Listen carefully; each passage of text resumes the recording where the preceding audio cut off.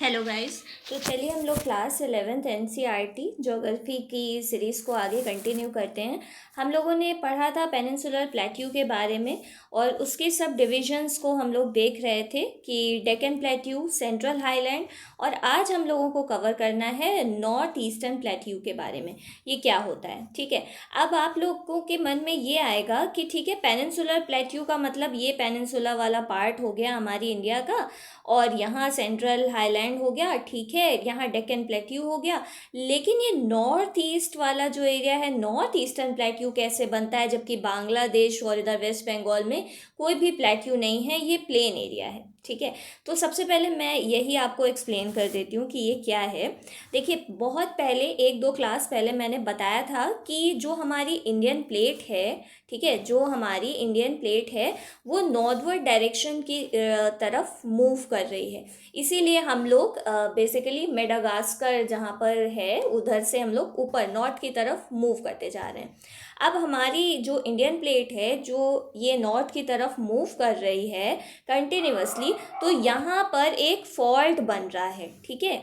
इस जगह पर बांग्लादेश और वेस्ट बंगाल इधर यहाँ की तरफ एक फॉल्ट मेंटेन हो रहा है, जिस वजह से ये जो हमारा पूरा एरिया था पेनिनसुलर प्लेट्यू का, ये यहाँ से पूरा ये नॉर्थ ईस्टर्न स्टेट तक कवर करते हुए इतना पूरा प्लेट्यू इंडियन पेनिनसुलर प्लेट्यू था। बट यहाँ बांग्लादेश वेस्ट बंगाल में यहाँ पर एक फॉल्ट मेंटेन होने की वजह से नॉर्थ ईस्टर्न प्लेट्यू अलग हो गया है, बट वो बेसिकली पार्ट हमारे इंडियन पेनिनसुला प्लेट्यू का ही है, ठीक है।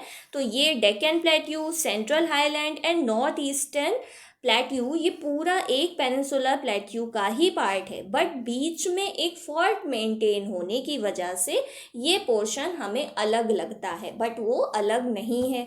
अब आपको याद हो तो मैंने बताया था इस फॉल्ट का नाम क्या है, याद करिए। तो बिल्कुल इसका नाम क्या था, मालदा फॉल्ट, है ना। मालदा फॉल्ट इसका नाम था। लेकिन अब ये जो फॉल्ट मेंटेन हुआ है वो यहाँ पर गंगा इधर से आ रही है, ब्रह्मपुत्रा, गंगा और उसकी ट्रिब्यूटरीज कंटिन्यूअसली अपने सेडिमेंट्स के थ्रू इस फॉल्ट को भरते जा रहे हैं और यहाँ पर प्लेन एरिया बन गया है। इसीलिए यहाँ पर डेल्टा का फॉर्मेशन होता है, क्योंकि कोई भी ट्रिब्यूटरी, चाहे ब्रह्मपुत्र आ रही हो, गंगा आ रही हो, तो ये अपने सेडिमेंट से प्लेन एरिया यहाँ पर बनाते हैं और इस प्लेट्यू को अलग कर देते हैं पेनिनसुलर प्लेट्यू से ही। बट ये पूरा एक ही पार्ट है, तो डोंट बी कंफ्यूज कि नॉर्थ ईस्ट में प्लेट्यू नहीं है या फिर ये कोई अलग प्लेट्यू है, ऐसा कुछ भी नहीं है।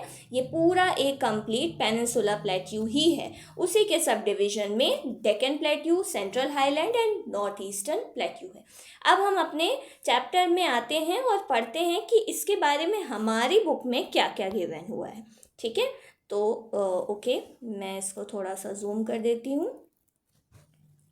ओके, तो देखिए क्या लिखा है, north eastern plateau, in fact it is an extension of main peninsular plateau. It is believe that due to force exerted by north eastward movement of Indian plate at the time of Himalayan origin, a huge fault was created between Rajmahal hills and the Meghalaya plateau. देखिए यही मैंने आपको बताया ना अभी अभी कि Indian plate में नॉर्थ ईस्टवर्ड मूवमेंट हुआ, जिस वजह से राजमहल हिल्स और मेघालय प्लेट्यू के बीच में एक फॉल्ट मेंटेन हुआ। Later this depression got filled up by deposition activity of numerous river. फिर जो फॉल्ट हुआ, फॉल्ट गैप मेंटेन हुआ, वो रिवर के सेडिमेंट से भरता गया, डिपोजिशन से वो भरता गया।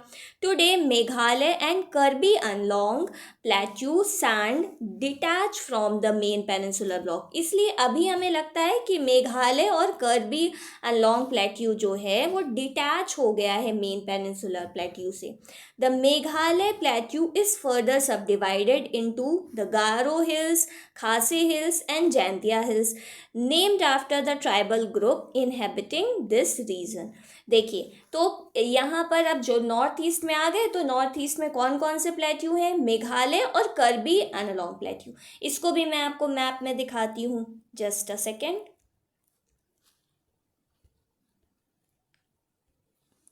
Hair it is. तो देखिए ये रहा हमारा नॉर्थ ईस्टर्न प्लेट्यू। अब ये है मेघालय प्लेट्यू, और यहाँ रहे एनालॉन्ग एंड कर्बी, सब नियर बाय ही हैं, ठीक है। तो अब मेघालय जो ये स्टेट है, मेघालय प्लेट्यू फर्दर डिवाइड होता है गारो hills, Khasi hills and Jaintia में। तो मेघालय में भी हिल्स हैं, ठीक है। अभी आपको मैं ये भी रीज़न बताती हूँ कि गारो, खासी एंड जैंतिया में, यानी मेघालय वाले रीजन में बारिश ज़्यादा होती है, फिर भी वो अच्छा एरिया नहीं माना जाता, मतलब एनफ बारिश हो रही है फिर भी ऐसा होता है। तो जो प्लेट्यू है, मेघालय प्लेट्यू के सब डिविजन्स के नेम आ सकते हैं, तो आप याद रखिए गारो कहाँ है, खासी कहाँ है, जैंतिया क्या है, और यहीं पे कर्बी एनालॉन्ग आसाम के बॉर्डर पर लगते हैं, ठीक है। फिर आगे बढ़ जाते हैं, आगे क्या है हमारे चैप्टर में। ओके, तो ये है सब डिवीजन मेघालय प्लेट्यू के, ठीक है। फिर क्या लिखा है, the extension of this group is also seen in Karbi and Anglong hills of Assam. देखिए असम तक गया। Similar to Chota Nagpur plateau, the Meghalaya plateau is also rich in mineral sources like coal, iron ore, sillimanites, limestone and uranium. अब देखिए जो भी ये वाला जो एरिया होता है ना, प्लेट्यू वाला, जहाँ पर कुछ एग्रीकल्चर एक्टिविटीज़ नहीं होती, तो मिनरल्स के लिए बहुत इनफ होता है। तो वहाँ पे क्या है, लाइमस्टोन, यूरेनियम, आयरन, कोल, ये सब मिनरल्स पाए जाते हैं। This area receive maximum rainfall from the south west monsoon. और ये एरिया क्या है, बहुत बारिश भी यहाँ पर होती है, जिस वजह से मैक्सिमम रेनफॉल आता है। As a result Meghalaya plateau has highly eroded surface. Cherrapunji displays a bare rocky surface devoid of any permanent vegetation cover। अब इसके लिए 1 मिनट में मैप दिखाती हूँ, फिर आपको समझ में ज़्यादा अच्छे से आएगा। ओके, देखिए ये रहा हमारा इंडिया का मैप। हम अभी क्या पढ़ जानते हैं कि जितनी भी मॉनसून की विंड्स आती हैं वो ऐसे अरेबियन सी की तरफ आती हैं, और यहाँ पर कोई मतलब हिल नहीं है, इसलिए बांग्लादेश वाले एरिया में इतनी बारिश नहीं होती क्योंकि वो प्लेन एरिया है। लेकिन अगर हम अपने नॉर्थ ईस्टर्न स्टेट की बात करें, जहाँ पर मेघालय है, दैट इज़ द एरिया, यानी गारो, खासी, जैंतिया है, तो इन हिल्स की वजह से ये जो विंड वाली मॉनसून विंड आएंगी वो इस एरिया में बहुत बारिश करेंगी, और यहाँ से डायरेक्टली आ रही हैं, इन्हें कोई यहाँ हिल माउंटेन नहीं दिख रहा है, तो इस एरिया में, मेघालय वाले एरिया में बहुत बारिश होती, इतनी होती है कि उनका जो अपर सरफेस होता है लैंड का वो इरोड हो जाता है, मतलब समझ लीजिए लेटेराइट सॉइल वहाँ पर बन जाती है कि ऊपर का कुछ बचा ही नहीं। इतना हो गया कि वो एनफ बारिश होकर भी वो अच्छी नहीं है, क्योंकि वो डिस्ट्रॉय ही कर रही है मिनरल्स को, वहाँ से गायब ही हो रहे हैं, इतनी बारिश यहाँ पर होती है। इसीलिए जो चेरापूंजी वाला एरिया होता था वहाँ बहुत एक्सट्रीम बारिश होती थी, बट फिर भी वो अच्छा सुटेबल नहीं है किसी भी एक्टिविटी के लिए। समझ में आया ना, बांग्लादेश में कोई हिल है नहीं, अगर होती तो थोड़ा सा यहाँ मैनेजेबल था, तो यहाँ पर ऐसा नहीं होता। अभी मैंने लेटेराइट सॉइल बताया, ये सॉइल वाला चैप्टर जब आएगा तब मैं अच्छे से एक्सप्लेन करूँगी, ठीक है। तो ये था हमारा नॉर्थ ईस्टर्न के बारे में कि इरोडेड सरफेस है, और चेरापूंजी में बेयर रॉकी सरफेस दिखता है। अभी कोई पूछेगा तो हम शायद यही बोलेंगे कि चेरापूंजी में बहुत बारिश होती है, फिर भी बेयर रॉकी सरफेस है और परमानेंट वेजिटेशन कवर से डिवॉइड है। ये यहाँ होता ही नहीं है वेजिटेशन। क्यों नहीं हो रहा है? क्योंकि जो भी मॉनसून विंड्स आ रही हैं वो इतनी ज़्यादा स्ट्रॉन्ग हैं कि वो यहाँ पर अपर सरफेस की सॉइल को ही ख़त्म कर रही हैं और वेजिटेशन के लिए सुटेबल नहीं है, ठीक है। तो ये हम लोगों ने अपने सब डिविजन्स कवर कर लिए आज कि पेनिनसुलर प्लेट्यू के बारे में, कि उसमें डेक्कन प्लेट्यू भी पढ़ लिया, सेंट्रल हाईलैंड पढ़ा और नॉर्थ ईस्टर्न प्लेट्यू के बारे में पढ़ा।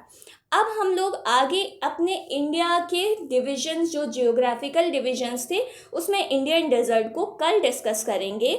अगर आपको यहाँ तक का मेरा वीडियो समझ में आया है तो मेरे चैनल को लाइक करें, सब्सक्राइब करें एंड शेयर करें। Thanks for watching.